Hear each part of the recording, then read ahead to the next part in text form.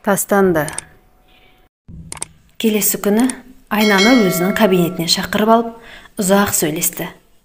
Айнаның балалар үйінде өскенін, 8 жылдық қана білімі бар екендігін, құрылысшылар жатақханасында бір бөлмеде 3 қыз тұратындықтарын өз аузынан естіп білді.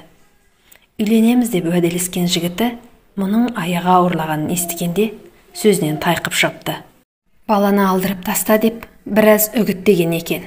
Бірақ ойы өзгерер, үйленерміз деп үміттеніп, уақытты өткізіп алыпты. Мені бір тас жүрек деп ойламаңыз, дәрігер. Шынымды айтсам, алдыртып тастамаған өзім. Аядым, бірдеңе қып өсірермін деп ойлағам. Бірақ қулық сұмдықтан ойы таза, тек басына түскен мына жайдан, жапан дүниеде баласын құшақтап, жалғыз қалатыннан үрейленетіндей. Оның үстіне басында үйі, қасында сүйі болар адамы жоқ. Қалай күн көрмек? Өзінің өмірі туралы біраз мағлұмат берген әңгімесін аяқтай бере. Вообще я сама тоже отказной ребенок, так что это у меня, наверное, в крови, деді. Сосын мысқылмен жымиып. Бұл сөзінің жаны бар еді. Перзентханада қалдырылған балаларға сондай қағаздың рәсімделетіні рас. Содан бұл қағаз баланың кітапшасына тігіліп, ол кәмелетке жеткенше тастанды екен айғақтайды да тұрады. Осы отырған Айнаға қарғыс атқыр сол құжаттың толтырылғанына Нағима Әмірқызының өзі куә. Есіне сол түсіп, дәрігердің үнсіз қалғанын пайдаланған Айна енді бастырмалата сөйлеп шабуылға шықты. Міне, сіз оқыған ақылды адамсыз. Дәрігер, айтыңызшы, анам мені неге тастап кетті? Өзі аман сау, ештеңені уайымдамай өмір сүріп жатқан шығар. Тіпті бақытты да болуы мүмкін. Ал мен болсам, бір ауыз жылы сөзге зар боп өстім. Мен қайда мейірімді болмақпын. Мен оның тіпті қандай сезім екенін де білмеймін.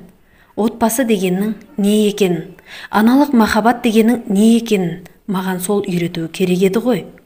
Ал ол мен бойында пайда болған күннен бастап қалай құтылуды ойластырған болар. Яғни, менің мұндай қадамға баруым заңды нәрсе. Егер сол кезде ол мені тастап кетпегенде, мен де бұл баланы қалдырмас едім.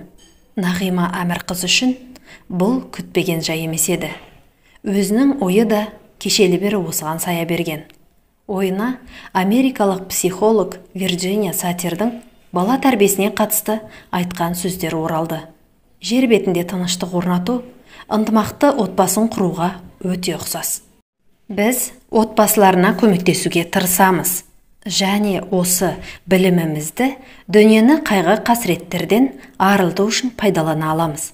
Күшпен, қорқытып үркітумен өз дегеніне қол жеткізіп үйренген бала есейген кезде де мәселелерін шешу үшін сол амал тәсілдерін қолданады. Айналамыздағы адамдардың көпшілігі осылай тәрбиеленгендіктен көптеген мемлекеттер басшыларының диктаторлық тәсілдерге жүгінетіні таңғаларлық нәрсе емес. Енді осындай сұмдық қателік, қатыгез әдет, ұрпақтан ұрпаққа жалғаса беру керек пе? Сен балаңды тастап кеткенде, анаңда кеткен кегің қайта ма? Ойланшы. Өзің айтып отырсың ғой, бір ауыз жылы сөзге зар болдым деп. Сол жылы сөзден, ыстық алақаныңнан сен айырма сәбиіңді. Қатыгездіктің тізбесін сен үз сөйтіп. Ертең бұл азамат болғанда, көрген қиындығыңның бәрі бір күнгідей болмайды. Ол өседі дегенше, сіздерге айтуға оңай. Мен баламен қайда барамын? Қалай күн көремін? Ешкімнің ешкімде шаруасы жоқ. Сіз де маған жаныңыз ашығандықтан емес, тастап кеткен баламен басыңызды қатырмау үшін айтып отырсыз. Әйтеуір мені осы үйден баламен шығаруыңыз керек. Солай емес пе? Түптің түбінде баланы, басқа барлық проблемаларды құшақтап, мен жалғыз қаламын. Жалғыз қалмайсың. Мен саған уәде беремін. Кел екеуміз былай келсек. Сен балаңды алып шығып, қазіргі бөлмеңде тұра тұр. Қасыңдағы қыздар бірер айға шыдайды ғой. Ал оған дейін мен осындағы бөбектер үйінің бірімен келісіп қояйын. Ол менің қолымнан келеді. Күмәнің болмасын. Соның ішінен сәл күш жинаған соң, сен істейтін бір жұмыс қарастырамыз. Балаң қасыңда болады. Бұған қалай қарайсың? Айна қайдан білейін дегенде иығын көтерді. Қобал жолы сияқты. Адамның алғашындағы тас бекем ойынан тез қайтуы да оңай емес қой. Соны түсінген дәрігер Айнаны уәдеңді бер деп асықтырмады. Бар болғаны бар, бөпеңді әкеп бер деп айтамын, мәмесін бер. Ол сен екеуміз күткенде үлкен азамат болуы үшін қазір көп емеу керек деді.